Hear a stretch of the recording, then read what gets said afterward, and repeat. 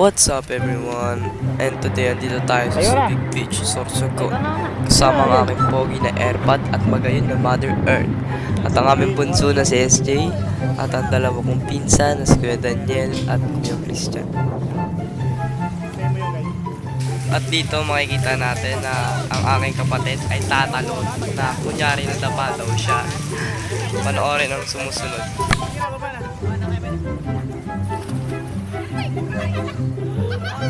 At dito tawang-tawa kami sa kanya dahil halatang halata at scripted ang kanyang pagtalon.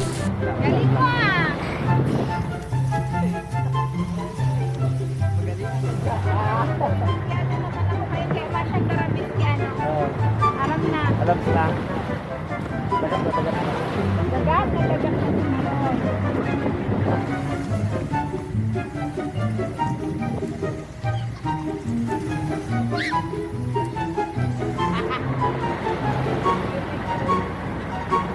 At dito ipapakita ko sa inyo ang pinakamalupit na drone shot.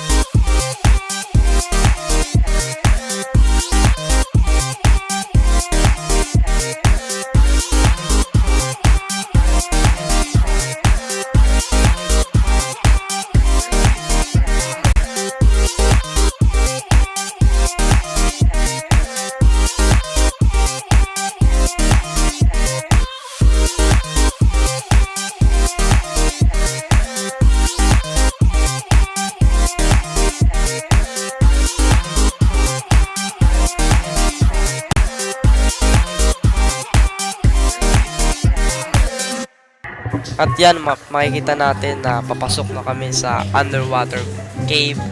Hindi ko na na-videoan yung papunta. Basta ayan, nandyan na kami and papasok na kami. And ayan, naka-live vest kami, yung mga kapatid ko at pinsan at yung nanay ko dahil napakalalim sa underwater cave. Yung papasok niya napakalalim. Pero ayang hindi naka life jacket, ayun yung tour guide namin, kaya sanay na yan. And makikita nyo dito napakaganda ng namin ng entrance papuntang underwater cave. And ayan, papunta na kami sa loob. Ayan, langoy-langoy pa ako dyan. And dito makikita natin yung tatay ko. Wala siyang life jacket kasi ewan ko dyan, ayaw niya. And ayan, papasok na kami dito. And ipapass forward ko na dahil medyo mahaba-haba.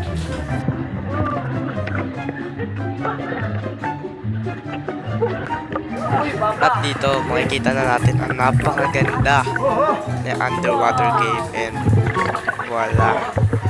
Diba? Ang sarap sa mata. Ang sarap sa pakiramdam.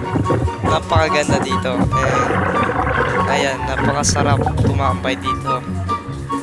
Ayan, nandiyan na kami sa loob. And napakaganda talaga. See?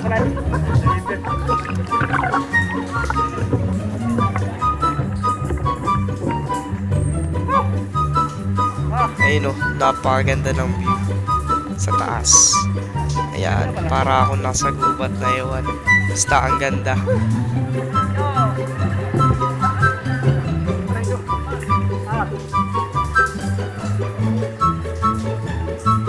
At ayan, dito makikita natin ang aking nanay at tatay. Ayan, napaka-sweet. At dito, hindi naman na masyadong malalim. Kumbaga, may bato-bato na tsaka buhangin. Kaya, ayan, may para siyang shore. Pero ayan, napakaganda talaga. Ayun o. At dito makikita natin na paalis na kami dahil hindi rin kami nagtagal. Dahil may time limit lang.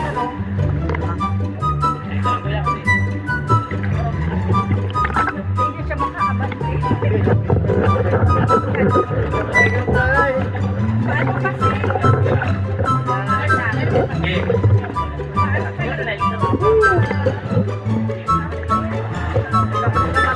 At dito guys, makikita nyo kung gaano kalalim. Ayan, sobrang lalim niya. Ayan yung paa oh. Napakalalim niya guys, at least 10 feet. Kaya sobrang lalim talaga. Kaya nagsuot kami ng life jacket. Pero yung tatay ko tsaka yung tour guide, mga sanay na sila. So, hindi na sila nagsuot. And makikita nyo dito, alis na kami. And ayan, nagkakatuwaan pa kami. Pero paalis na kami. And ayan, napakaganda oh.